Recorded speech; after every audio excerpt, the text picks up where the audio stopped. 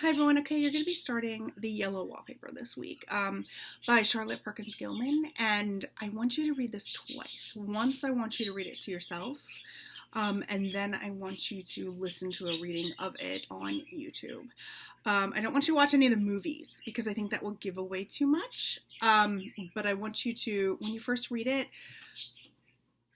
just to get the full picture. And then the second time through, I want you to be listening and looking for symbolism.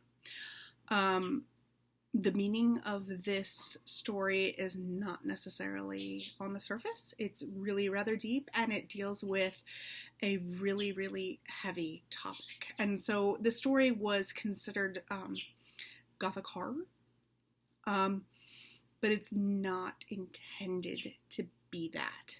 And I want you're going to be wrestling with some things here, and it's maybe a bit difficult, but try your best to see what is happening with the story and what is actually going on. So it was written in 1890, and think about that. This was a story in the Victorian era, and think about things like how women were treated then, how I'm trying not to say too much because I don't want to give it away, what it's actually about. So we're going to have a discussion group with this, but you are going to have an essay to write next week. I'm going to spend 2 weeks on this story, but I want to see where you are with it, what you get from it, from your reading, before I step in and really in detail explain the whole thing to you, because I want to see if you catch on to the symbolism. There's a ton of symbolism in the story, and I want you to pay attention for that, okay?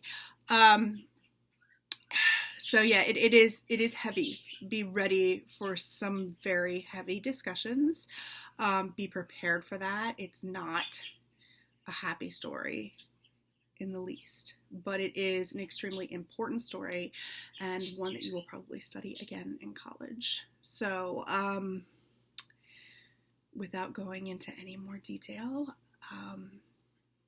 the Yellow Wallpaper. Here you are.